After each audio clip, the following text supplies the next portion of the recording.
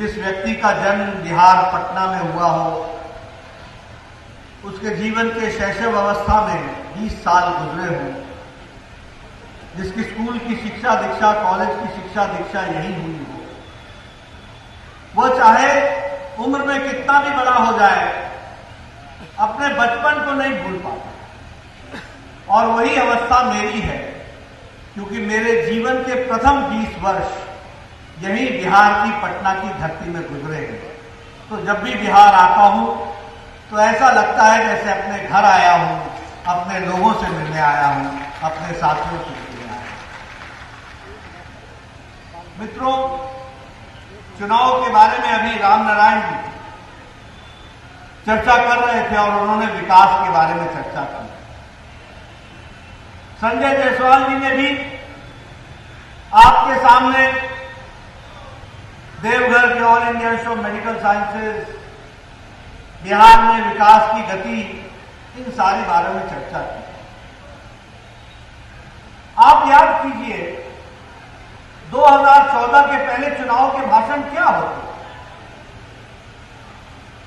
2014 के पहले चुनाव के भाषण होते थे, इसने ऐसा किया, उसने ऐसा किया, ये फलाने जाति का था, समाज को ऐसे बांटा, समाज में इस तरीके से विभाजन हो रहा है। यानी राजनीति का मतलब था भाई को भाई से लड़ाओ, इलाके को इलाके से लड़ाओ, उत्तर को दक्षिण से लड़ाओ, पूरब को पश्चिम से लड़ाओ, गांव में नदी के उस पार को इस पार से लड़ाओ, और हो सके तो समाज को विभाजित करके अपना काम निकालो और अपने वोट को साधने का प्रयास करो। लेकिन जब से नरेंद्र मोदी जी भारत की राजनीति के क्षितिज पर आए हैं, तब से राजनीति की संस्कृति बदल गई। अब राजनीति में जो भी राजनेता आता है वो इधर उधर की बात नहीं कर सकता है, उसको बताना पड़ता है कि उसने पिछले 5 साल में क्या काम किया है। अपना रिपोर्ट कार्ड लेकर के आता है और अपने रिपोर्ट कार्ड को रखने की ताकत रखता है। ये इस बात का सूचक है कि प्रधानमंत्री मोदी जी ने भारत की राजनीति की संस्कृति बदल दी। अब अगर आपको जनता के बीच में जाना होगा तो आपको अपना रिपोर्ट कार्ड लेकर के जाना होगा। और मुझे खुशी है कि भारतीय जनता पार्टी का कार्यकर्ता, फिर चाहे वो एक पंच का प्रधान हो, एक पंचायत का प्रधान हो, एक जिला परिषद का सदस्य हो, एक विधानसभा का विधायक हो, एक संसदीय क्षेत्र का सांसद हो, या वो किसी सरकार में मंत्री हो, वो छाती ठोक करके बोलता है चुनाव में कि मैंने जनता के लिए ये अच्छे काम किए हैं। ये भारतीय जनता पार्टी ही कर सकती है, इस बात को ध्यान रखना चाहिए। मित्रों, अभी राम नारायण जी ने आपके सामने बांका के क्षेत्र के विकास के काम जोड़ा है। इनसे नीतीश कुमार जी को एक शिकायत रहती है। नीतीश जी को शिकायत ये रहती है कि आप मंत्री बिहार के हैं पर आप मिलते बांका में हैं। और राम नारायण जी की शिकायत रहती है कि हम काम बिहार का करेंगे लेकिन बांका को कभी भूलेंगे नहीं, वहीं पर हम जिएंगे, वहीं पर हम मरेंगे, उन्हीं के लिए हम काम करेंगे। ये अंतर है। आज मैं भी आपके सामने आया हूं, आपको याद दिलाना है 2015 में मोदी जी ने बिहार के लिए 1,25,000 करोड़ रुपए का पैकेज दिया था कि नहीं दिया था? दिया था 1,25,000 करोड़ रुपए का पैकेज। जब उस समय दिया था तो कहा था कि हमारे विरोधियों ने, लालू प्रसाद यादव ने कहा था ये चुनावी जुमला है। हमारे विरोधियों ने कहा था यह संभव नहीं होगा, 1,25,000 करोड़ रुपए का पैकेज कैसे देंगे।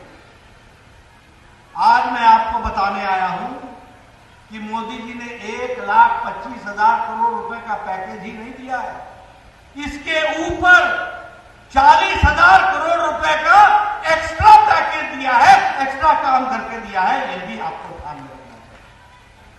10,000 रुपए करोड़ रुपए खर्च हुए हैं शिक्षा पर, 600 करोड़ रुपए खर्च हुए हैं स्वास्थ्य पर। इस 600 में दरभंगा का एम्स नहीं है, इस 600 में बांका का मेडिकल कॉलेज नहीं है। आज बांका के मेडिकल कॉलेज की जमीन की व्यवस्था आप करेंगे, बना करके मैं दूंगा, भारत सरकार लेगी, ये हम आपको बताना चाहते हैं। उसी तरीके से 54,000 करोड़ रुपए सड़कों पर, ये जो 4 लेन, 3 लेन, 6 लेन की आप बात करते हैं, 54,000 करोड़ रुपए खर्च हुआ। बिजली, हमारे ब्रिजेस पर 14,000 करोड़ रुपए खर्च हुआ। एयरपोर्ट पर 2,700 करोड़ रुपए खर्च हुआ। और इन सब के ऊपर 40,000 करोड़ रुपए अलग से पैकेज के लिए दिया गया है। मैं संजय जी से निवेदन करूंगा कि आप बिहार के एक एक जनता को पाई पाई का हिसाब पूरा का पूरा वो लिखा करके, पैम्फलेट निकाल करके जनता तक पहुंचा दीजिए कि ये मोदी जी का वायदा था। 1,25,000 करोड़ पर 40,000 करोड़ रुपए एक्स्ट्रा बिहार को दिया गया है। ये बात मैं आपके सामने कहना चाहता हूं। मित्रों, कोविड आया, कोविड के दौरान सारी दुनिया हिल गई। ये ऐसा संक्रमण था, न भूतों न भविष्य थी, किसी को मालूम नहीं था इससे कैसे लड़ा जाए। आप याद कीजिए, मार्च का महीना, अमेरिका में बहस चल रही थी, लॉकडाउन लगाए या अर्थव्यवस्था संभाले। आप याद कीजिए, सारा यूरोप, जहां की स्वास्थ्य की सेवाएं हमसे ज्यादा बेहतर है, बिहार भारत से ज्यादा बेहतर थी, उनकी स्वास्थ्य सेवाएं चरमरा गई। स्पेन को याद करो, इटली को याद करो, जर्मनी को याद करो, यूरोप के देशों को याद करो, सबके स्वास्थ्य व्यवस्थाएं कोरोना के सामने चरमरा गई। उनके हॉस्पिटल में मरीजों को रखने की व्यवस्था नहीं थी। ऐसे में हिम्मत के साथ और अपनी बुद्धिमत्ता का प्रदर्शन करते हुए नरेंद्र मोदी जी ने बोल्ड डिसीजन लिया और लॉकडाउन लगाया, समय पर लगाया, 130 करोड़ की जनता को बचा लिया। इस बात को ध्यान में रखना चाहिए, ये मैं आपके सामने बताना चाहता हूं। कैसे बचाया? जब लॉकडाउन लगाया था तो हमारे पास कोरोना को टेस्ट करने के लिए सिर्फ एक लेबोरेटरी थी पुणे में, जिसको नेशनल इंस्टीट्यूट ऑफ वायरोलॉजी कहते हैं, सिर्फ एक। उस समय कोरोना के मरीज को टेस्ट करने की कैपेसिटी, ताकत हमारी, दिन भर में 1500 मरीजों की हम टेस्ट कर सकते हैं। लॉकडाउन लगाने के बाद हमारी टेस्टिंग फैसिलिटी एक लैब से बढ़कर के 1600 लैब तक हो गई। और आज हमारी टेस्टिंग कैपेसिटी प्रतिदिन जहां 1500 थी, आज 15 लाख कैपेसिटी हो गई है प्रतिदिन टेस्ट करने की। इस बात को ध्यान में रखना चाहिए। उस समय कोरोना डबल जो हो रहा था, वो हर एक सप्ताह के अंदर कोरोना का केस डबल हो रहा था। आज 70 दिन में हमारे केस डबल हो गए। उस समय हमारे पास एक भी कोविड का डेडिकेटेड हॉस्पिटल नहीं था। आज हमारे पास 4 लाख से 12 लाख से ज्यादा बेड है और 1600 कोविड के डेडिकेटेड हॉस्पिटल। उस समय हमारे पास एक भी वेंटिलेटर बनाने की, मशीन बनाने की भारत में व्यवस्था नहीं। आज मोदी जी के उससे, उनके प्रोत्साहन से भारत में भारतीय उद्योगियों के द्वारा, उद्योगपतियों के द्वारा आज 4.5 लाख, 3 लाख वेंटिलेटर बन करके तैयार हैं और जो जनता को समर्पित है। और अब हम वेंटिलेटर एक्सपोर्ट करने लगे हैं, दूसरे देशों को भेजने लगे हैं। यह परिस्थिति आ गई। यही नहीं, आप याद करो, personal protection equipment, PPE kit जो हमारे डॉक्टर पहनते हैं, जब मरीजों को मिलने जाते हैं तो वो पहन करके जाते हैं। एक भी किट भारत में नहीं बनती। लेकिन मोदी जी ने हमारे लोगों को प्रोत्साहित किया। आज 4.5 लाख पर्सनल प्रोटेक्शन इक्विपमेंट प्रतिदिन भारत बना रहा है और अब भारत एक्सपोर्ट कर रहा है पर्सनल प्रोटेक्शन इक्विपमेंट। ये भारत की तैयारी मोदी जी की। 122 देशों को दवाई देने का काम किसी और ने नहीं किया, भारत ने किया। 122 देशों दवाई देने का। ये मैं आपको इसलिए सुना रहा हूं कि राजनेता सही समय पर सही नेता होता है तो देश कैसे बदल जाता है। और राजनेता को चुनने की ताकत किसी और में नहीं होती है। राजनेता को चुनने की ताकत होती है तो आपकी इस उंगली में होती है। जो बटन कमल को दबाता है तो भारत का परिवर्तन हो जाता है, भारत का विकास हो जाता है। ये हमको समझना है। इसलिए मैं आपसे निवेदन कर रहा हूं, आप याद कीजिए प्रधानमंत्री गरीब कल्याण योजना, जब ये गरीब कल्याण योजना की बात की गई तब भी आपको याद होगा हमारे विरोधियों ने मजाक बनाने का प्रयास किया। लेकिन आज भारत की 80 करोड़ की जनता को 5 किलो चावल या 5 किलो गेहूं, 1 किलो दाल, हर व्यक्ति को 80 करोड़ की जनता को दिवाली और छठ तक दिलाने का इंतजाम किया है तो नरेंद्र मोदी जी ने किया है। ये ध्यान में रखना चाहिए। 80 करोड़ की जनता, कोई भूखा नहीं रहा, किसी को भूख ने सताया नहीं। कोरोना में 3 महीने लॉकडाउन रहा, 8 करोड़ बहनों के उनको गैस का सिलेंडर उनके घर पर पहुंचाया गया ताकि उनका चूल्हा जल सके। 20 करोड़ बहनों को जनधन खाते के माध्यम से 500 रुपए प्रति माह के हिसाब से 3 महीने उनके खातों में पहुंचाया गया ताकि उनको 2 वक्त की रोटी का मुयस्सर हो। आप याद करो जब मोदी जी कहते थे कि जनधन खाते खोलो, जनधन खाते खोलो, तो ये कांग्रेस पार्टी और ये आरजेडी वाले क्या बोलते थे? खाते खुलने से क्या होगा, खाते खुलने से क्या होगा? अरे खाता खुलने से ये होगा कि बिना पोस्टमैन के, बिना मनी ऑर्डर के, बिना पोस्ट ऑफिस के सीधे सीधे 20 करोड़ बहनों के खाते में 500 रुपए, 1500 रुपए सीधा उनके घर पहुंच गया। इस बात को हमको समझना चाहिए। यही नहीं, हमारे दिव्यांग भाई, हमारे विधवा बहनें, हमारे वृद्ध जन, इनको भी 1,000 रुपए उनके यहां पहुंचाने की व्यवस्था की गई। इसको भी हमको ध्यान में रखना चाहिए। और यहां मैं कहना चाहूंगा, मैं धन्यवाद देता हूं नीतीश कुमार जी को, जिसने 1,41,00,000 राशन होल्डर के घर में भी 1,000 रुपए सीधा डीबीटी करके उनके घर में पहुंचाने का काम किया। तो बिहार की सरकार ने किया है, यह भी हमको ध्यान में रखना चाहिए। ये 1,141 करोड़ रुपए ये गरीब लोगों के घरों में पहुंचाना और राशन होल्डर के घरों में पहुंचाना, ये छोटी घटना नहीं है। ये बदलता बिहार है, ये बदलता देश है, ये बदलती परिस्थितियां हैं। इसको हमको समझना चाहिए।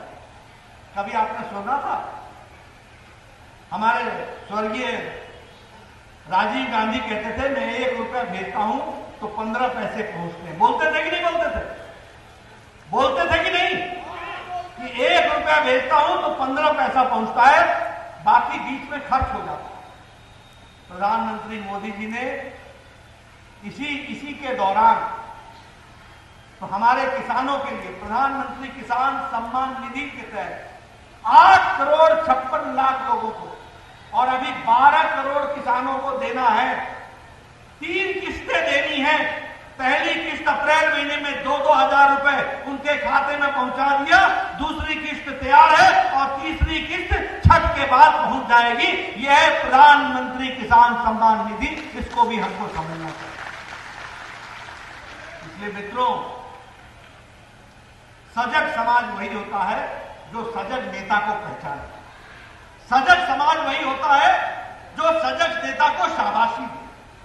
सजग समाज वही होता है जो अपना हित जानता है और सजग समाज वही होता है जो अपने अहित से बचने के लिए तैयार है। मैंने सारी बातें आपके सामने इसलिए बताई। अब ये कोविड आया, प्रधानमंत्री मोदी जी ने आपदा को अवसर में बदल दिया। आत्मनिर्भर पैकेज, इस आत्मनिर्भर पैकेज के तहत 20 लाख करोड़ रुपए खर्च होने वाले हैं। छोटे उद्योगों को 3 लाख करोड़ रुपए का लाभ मिलने वाला है। छोटे उद्योगों को, हमारे किसान भाइयों को 1 लाख करोड़ रुपए का फायदा होने वाला है। क्या फायदा होगा? तुम अपने गांव में कोल्ड स्टोरेज बनाओ, तुम अपने गांव में अनाज को रखने के लिए स्टोरेज बनाओ, तुम अपने गांव की मंडी तक की सड़क ठीक करो, आप अपने वैल्यू का एडिशन करो। अगर मक्का पैदा करते हो तो उसका वैल्यू एडिशन कैसे हो सकता है? अगर धान पैदा कर सकते हो तो उसका वैल्यू एडिशन कैसे हो सकता है? आप यहां पर राइस मिल्स को कैसे आगे बढ़ावा दे सकते हो?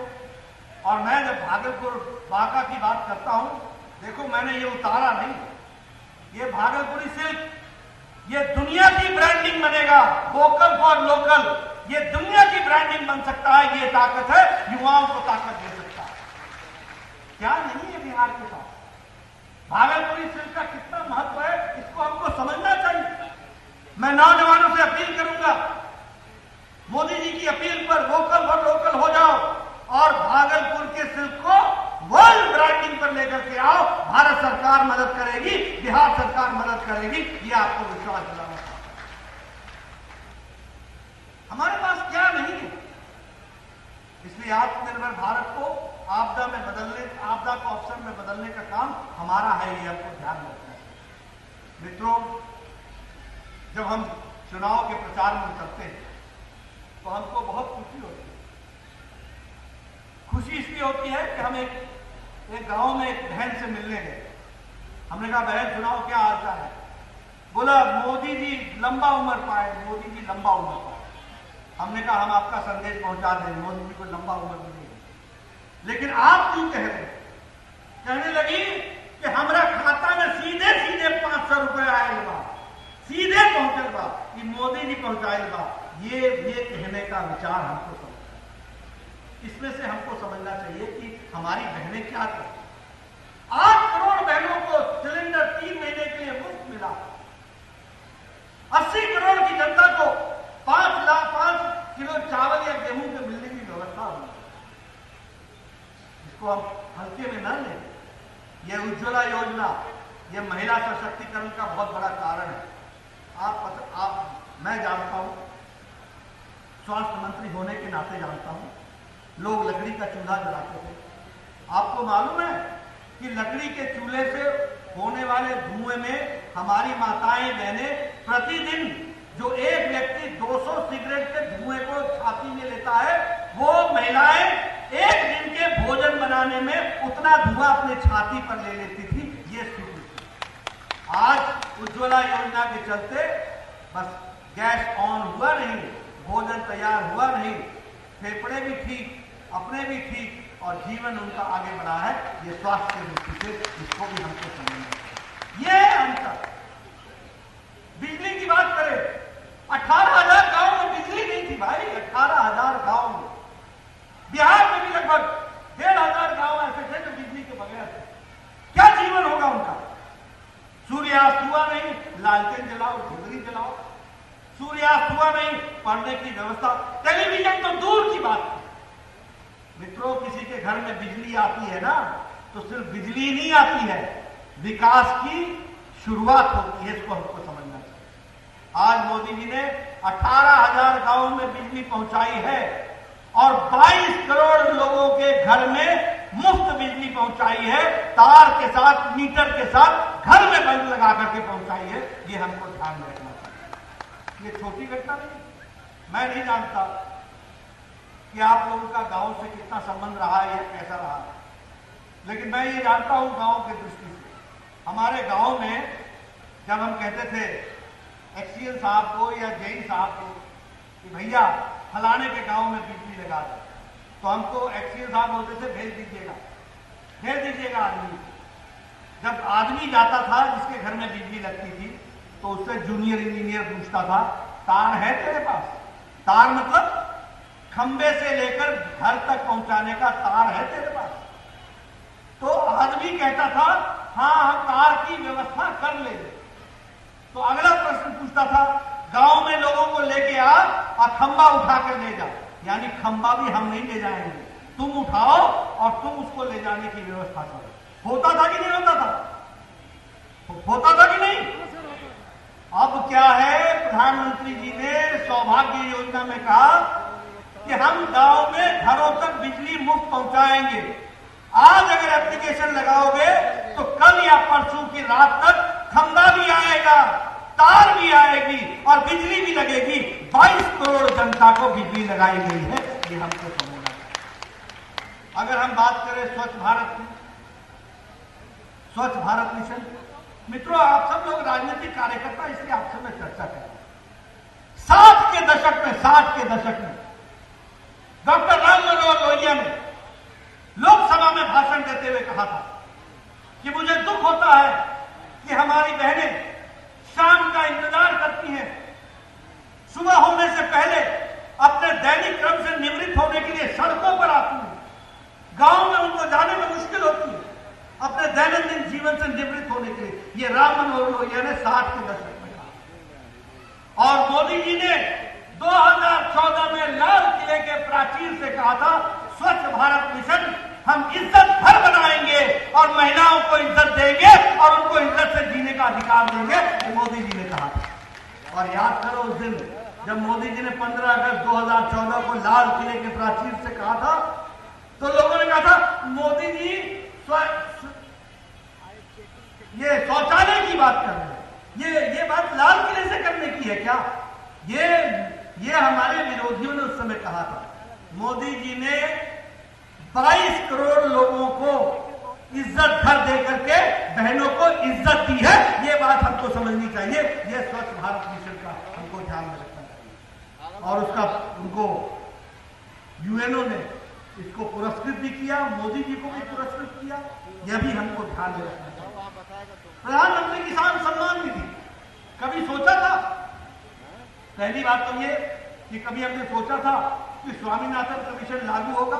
स्वामीनाथन कमीशन लागू हुआ, लागत का 1.5 गुना एमएसपी बनेगा, ये काम किसी ने किया तो मोदी जी ने किया है। किसान नेता कोई और बनते रहे, किसानों का हित किया तो मोदी जी ने किया, ये भी हमको ध्यान रखना चाहिए। यही नहीं, प्रधानमंत्री किसान सम्मान निधि 2000 साल के 6000 उनके खाते में डालना, ये छोटी घटना है? बोलो ये छोटी घटना है क्या?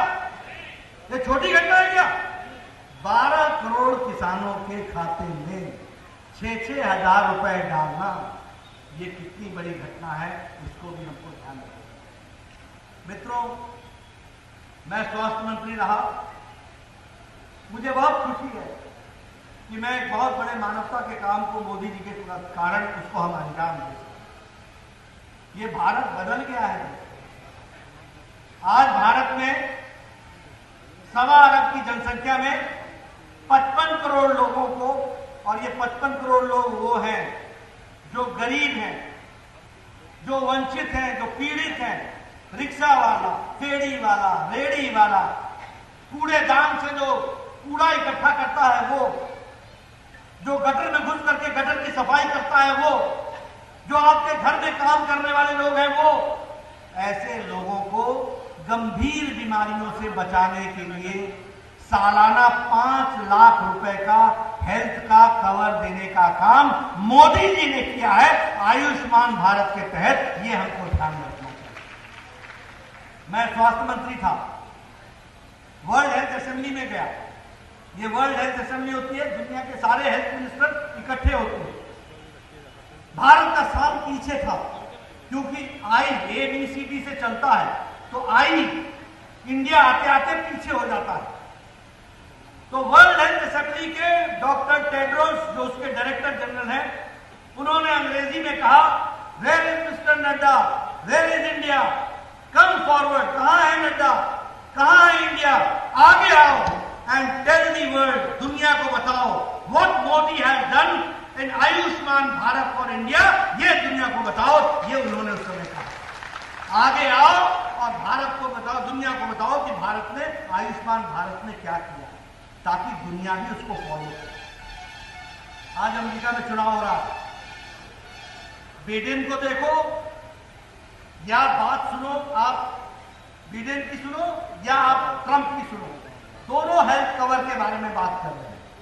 लेकिन यहां मोदी जी ने सारे अमेरिका की जनसंख्या को जोड़ लो, मैक्सिको की जनसंख्या को जोड़ लो और कनाडा की जनसंख्या को जोड़ लो, ये तीनों देश की जितनी जनसंख्या बनती है उतना 55 करोड़ हमारा आयुष्मान भारत बनता है, और आयुष्मान भारत के तहत हम हेल्थ कवर दे रहे हैं। ये हमको समझना है।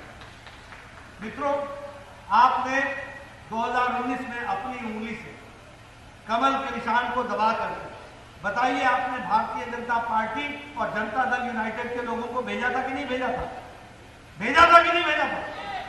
आपने उनको मई महीने में भेजा और मोदी जी ने अगस्त महीने में कि आपकी द्वारा दबाई हुई उंगली से, बटन से दबा हुआ सांसदों के माध्यम से, 303 सांसद के माध्यम से धारा 370 को पार्लियामेंट में उंगली से अपना बटन दबा करके धाराशाही कर दिया।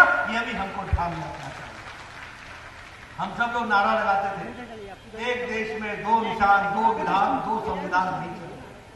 हम कहते थे श्यामा प्रसाद मुखर्जी, जहां हुए बलिदान मुखर्जी, वो कश्मीर हमारा है, वो कश्मीर है, सारे का सारा हमारा है, ये हम नारे लगाते। लेकिन मोदी जी की इच्छा शक्ति ने और भारत के गृह मंत्री अमित शाह जी के सूत्रधार और रणनीति ने धारा 370 समाप्त कर दी।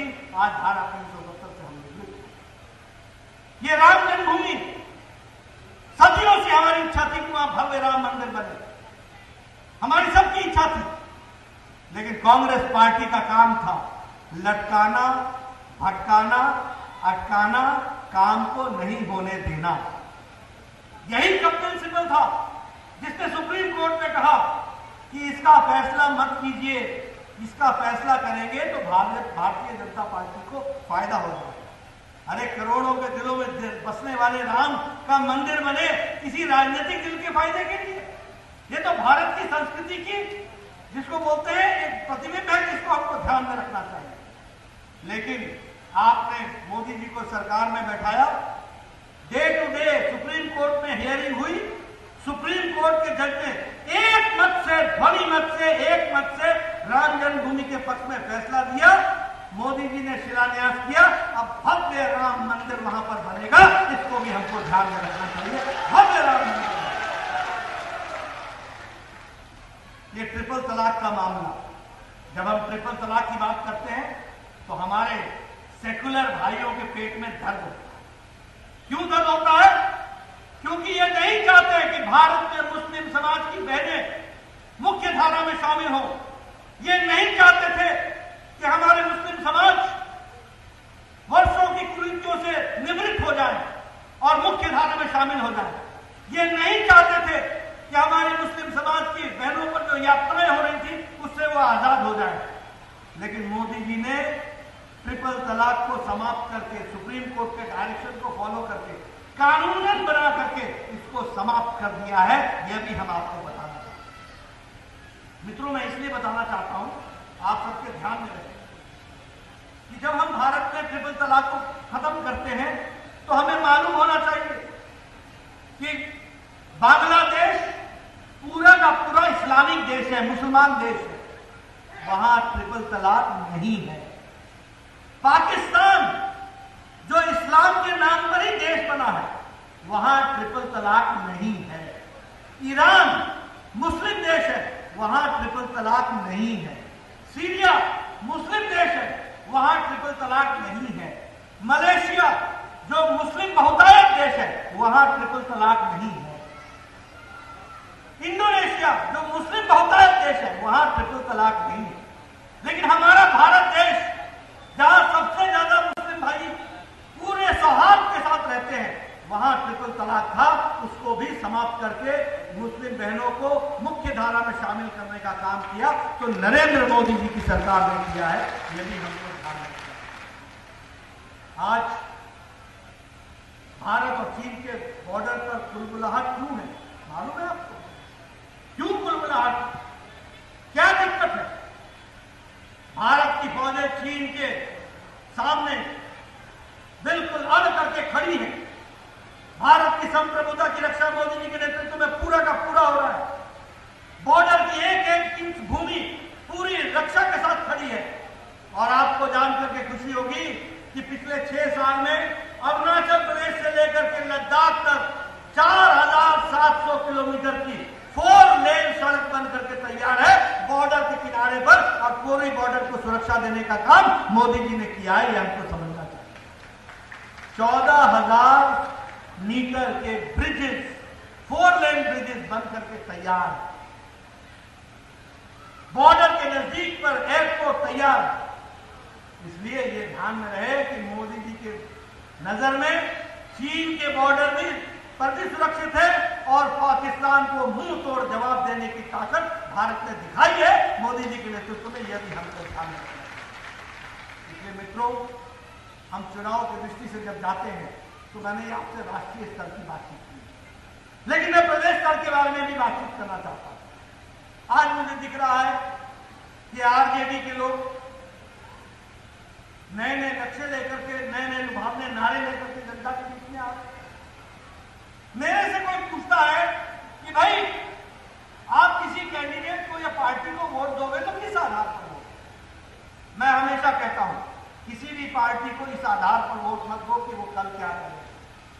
किसी को वोट देना है तो इस आधार पर दो कि उसने आज क्या किया है और पीछे क्या किया है। जो पीछे अच्छा किया होगा तो आगे भी अच्छा करेगा, अगर पीछे गलत किया है तो आगे भी गलत करेगा, ये ध्यान रखिए। और आज मैं जब आपके बीच में आया हूं तो मैं बताना चाहूंगा, आप बताइए दुर्गापुर बांका गैस पाइपलाइन, इसका प्रधानमंत्री जी ने शिलान्यास किया और उद्घाटन किया कि नहीं किया? किया कि नहीं किया? 634 करोड़ रुपए खर्च हुए हैं कि नहीं हुए? आप बताइए कि बांका में 14 करोड़ रुपए की लागत से एलपीजी का बॉटलिंग प्लांट यहां पर तैयार निर्माण हो रहा है कि नहीं हो रहा है? मैं गलत तो नहीं बोल रहा हूं? मुझे पीछे से आवाज चाहिए, मैं ठीक बोल रहा हूं? जरा जोर से बोलिए, ठीक बोल रहा हूं? आप बताइए कि बांका के चंदन नदी पर 58 करोड़ रुपए की लागत से पुल का निर्माण हो रहा है कि नहीं? हो रहा है कि नहीं? आप बताइए भागलपुर बांका हसदिया 4 लेन सड़क 1120 करोड़ रुपए की लागत से स्वीकृत हुई है कि नहीं? आप बताइए कि बांका में 1600 करोड़ रुपए का सोलर पावर प्लांट का निर्माण हो गया है कि नहीं? हो गया है कि नहीं? आप बताइए देवघर बांका सड़क का कार्य का निर्माण लिया गया हाथ में कि नहीं? आप बताइए मंदार में अंग प्रदेश सर्किट के तहत पर्यटन को बढ़ावा देने के लिए 50 करोड़ रुपए की व्यवस्था की गई है कि नहीं? आप बताइए बांका में बहड़ा से 25 करोड़ रुपए का केंद्रीय विद्यालय बनने का निर्माण का काम के लिए भूमि का अधिग्रहण हो गया कि नहीं? आप बताइए कि यहां पर मेडिकल कॉलेज के लिए भूमि का अधिग्रहण हो गया कि नहीं? और हमने उसके लिए पैसा स्वीकृत कर दिया कि नहीं? मित्रों, छाती ठोक करके बोलता हूं, आजाद भारत में बिहार में 1 मेडिकल कॉलेज था, बाद में 3 प्राइवेट मेडिकल कॉलेज खुले और मोदी जी के राज में जब मैं स्वास्थ्य मंत्री बना तो बिहार को मैंने 11 मेडिकल कॉलेज दिए हैं। ये हमारी ताकत है जिसमें हम यहां पर भी आपको मेडिकल कॉलेज मिला। ये सारी बातें आपके सामने इसलिए बोल रहा हूं कि जो लोग जुमले पढ़ते हैं वो जुमले ही पढ़ते हैं, नई तस्वीरें खींचते हैं। आज आरजेडी से मैं पूछना चाहता हूं और आरजेडी के लोगों से पूछना चाहता हूं, क्या तुम बताओगे आज जो तुम जिसको हम जंगल राज उस समय कहा करते थे, आज जंगल राज से निकल करके हम बाहर आ गए, आज कानून का राज हो गया, ये बात हम भूल सकते हैं क्या? क्या आप भूल सकते हैं कि आज का बिहार का डीजीपी, इसको शहाबुद्दीन ने गोली मारी थी और शहाबुद्दीन तब तक निरंकुश घूमता रहा जब तक लालू प्रसाद यादव बिहार के मुख्यमंत्री रहे। वो जेल के पीछे तब गया जब नीतीश कुमार यहां के मुख्यमंत्री बने। इस बात को समझना चाहिए। क्या आप भूल सकते हैं कि गोपालगंज का डीएम कृष्णैया दलित डीएम, दलित था, उसको गोपालगंज से पटना आ रहा था, गाड़ी से निकाल करके उसको मार दिया गया, उसकी जीवन लीला समाप्त कर दी गई। 1985 बैच का आईएएस ऑफिसर था और लोगों ने कहा ऐसी घटनाएं तो होती रहती हैं। ये कौन सा युग था? ये कौन सा जंगल राज था? मित्रों, याद रखना, आज ये जो तुम उजाला देख रहे हो ना, आज जो ये विकास देख रहे हो ना, विकास की कीमत तब समझ में आती है, उजाले की कीमत तब होती है जब अंधेर के कहर को भी समझने की ताकत रखते। अंधेरा क्या होता है इसको भी समझो। और मुझसे ज्यादा बिहार मैं ये नहीं कहता कि आप नहीं जानते हो, लेकिन थोड़ा बहुत मैं भी जानता हूं। मुझे भी मालूम है कि मैं कॉलेज के दिनों में डाक बंगला चौराहा पर रात को 10 बजे पान खाने के लिए लोग आया करते थे, चाय पीने के लिए आया करते थे। मुझे याद है रमना रोड के चौक पर आकर के हम कॉफी पीने के लिए वहां जाया करते थे। रात को बच्चे पढ़ने के लिए आते थे और रात को नींद आती थी तो हॉस्टल से निकल करके हम सब लोग रमना रोड में चाय पीते थे। लेकिन एक जमाना ऐसा आया कि शाम के 6 बजे भी डाक बंगला चौराहा पर खड़े होने की हिम्मत नहीं रही, लूट लिए जाते थे। मैं पिछले 2010 के चुनाव में गया, ये बेतिया में मैं गया था। हमारे संजय जायसवाल जी, मैं उन दिनों महामंत्री था। महामंत्री जब रहता था तो मैं मंच पर कभी नहीं चढ़ता था, मैं जनता के बीच में जाकर के खड़ा हो जाता था, जनता की आवाज सुनता था कि जनता क्या करे। एक आया नौजवान, बड़ा खुश था, कहने लगा एक ही बार हम नीतीश के वोट देंगे। हम बोले नीतीश के वोट काहे देवा भाई, कौन सी खास बात। अब उसका बिहारी में जवाब तो नहीं दे पाऊंगा, लेकिन उसका अर्थ यह था कि साइकिल से आने वाली, साइकिल से मैं आया हूं शाम के वक्त का और साइकिल से घर लौटे। अगर लालू का जमाना रहता तो साइकिलें नहीं रहती, साइकिल लोक लेता रास्ता में लोग। ये उस समय के बारे में एक कॉमन आदमी। मैं आपको साधारण आदमी की बात सुनाना चाहता हूं। आज ये आरजेडी चुनाव लड़ रही है। अरे ये आरजेडी तो मुखौटा है, असल में तो माले ने कब्जा कर लिया है। 19 सीटें वैसे उनके पास है और राजद के अंदर भी जो अच्छे नेता थे उनको बदल करके उनके ही अंदर अंदरूनी घात हुआ है। याद रखो मित्रों, ये आरजेडी नहीं रहेगा, ये आगे चल करके जो देश के विध्वंसकारी ताकतें हैं उनको बल मिलेगा, ये भी हमको समझना चाहिए। जो विध्वंसकारी ताकतें हैं उनको बल मिलने वाला है, क्योंकि आरजेडी के अंदर भी उनकी घुसपैठ हो चुकी है। राजनीति को गहराई से समझना चाहिए। इसलिए मैं एक बात आपको निवेदन करने आया हूं। जहां तक बांका की धरती का सवाल है, बिहार के विकास का सवाल है, और कांग्रेस पार्टी के बारे में मैं बोलूं क्या, ना आगे ना अपना पीछे पड़ा, रही कुछ नहीं किया, ना आगे है कुछ ना पीछे कुछ नहीं, मुद्दा ही कोई मुद्दा नहीं है। एक परिवार को बचाने के लिए कांग्रेस पार्टी लगी है, इससे ज्यादा कांग्रेस पार्टी का कोई मैनिफेस्टो नहीं, कोई उद्देश्य नहीं। इसलिए मित्रों, ये बड़े सौभाग्य की बात है कि हमको विश्व में स्थापित नेता, देश का प्रधानमंत्री नरेंद्र मोदी मिला। ये हमारे लिए बहुत ही गौरव की बात है कि ईमानदार प्रशासन देने वाले बिहार में श्री नीतीश कुमार जी मुख्यमंत्री के रूप में विराजमान है। मोदी जी भारत संभालेंगे और मोदी जी बिहार के लिए नीतीश कुमार जी का साथ देंगे और दोनों हाथ पकड़ करके भारत को भी आगे बढ़ाएंगे और बिहार को भी आगे ले जाएंगे। इस बात के लिए हमको काम करना है। मैं आपसे निवेदन करना चाहता हूं कि हम हिमरन जी को और राम नारायण जी को भारी मतों से वोट डालें। अपनी उंगली से कमल का निशान दबा करके आप इनको 28 तारीख को विजय हासिल कराएं, ये चुनाव जीत करके आए, नई उमंग के साथ, नई ताकत के साथ ये आपके लिए खड़े होंगे। ये आपको विश्वास दिलाना मैं चाहता हूं। हम उन लोगों में से हैं जो कहते हैं वो करते हैं, हम उन लोगों में से नहीं हैं कहते कुछ है और करते कुछ है। हमारा ट्रैक रिकॉर्ड इस बात का है कि हम समाज में परिवर्तन के लिए आए हैं और भारतीय जनता पार्टी के राष्ट्रीय अध्यक्ष के रूप में पूरी जिम्मेदारी के साथ मैं बोलना चाहता हूं कि स्वच्छ प्रशासन के साथ देश की सेवा करना, प्रदेश की सेवा करना, ये भारतीय जनता पार्टी के 18 करोड़ कार्यकर्ताओं का काम है। इसको हम पूरा करेंगे। दुनिया की सबसे बड़ी पार्टी इसको पूरा करेगी। लेकिन बांका के लोगों से मैं निवेदन करने आया हूं कि आपने हमारी बात को सुनना है, हमारी बात को मानना है और आने वाले समय में समाज के एक एक लोगों को हमारी बात को पहुंचाना है और विजय हासिल करानी है। इन्हीं शब्दों के साथ बहुत बहुत धन्यवाद। जय भारत, जय बिहार।